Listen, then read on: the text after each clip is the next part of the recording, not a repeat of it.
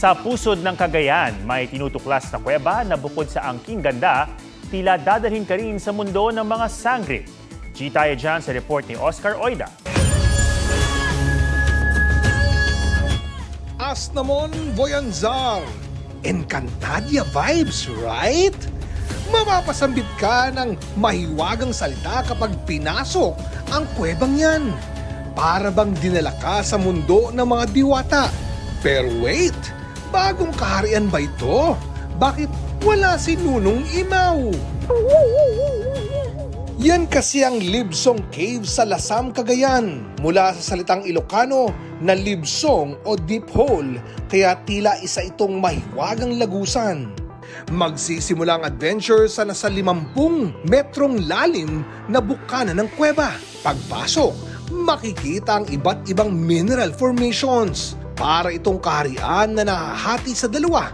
Sa kaliwa ang mas ikamamangha, ang mga kumikislap na stalactites at ang umaagos na napakalinaw na tubig. Habang ang kanang bahagi, mas malawak, mas kakaibang rock formations ang makikita. Flowstones, draperies, stalactites, napakaraming bat holes na pinamamahayan ng mga paniki at pinamumugaran rin ng mga ibong layang-layang. Dito matatagpuan ang isang natural formed pool na hindi pa malaman ang lalim.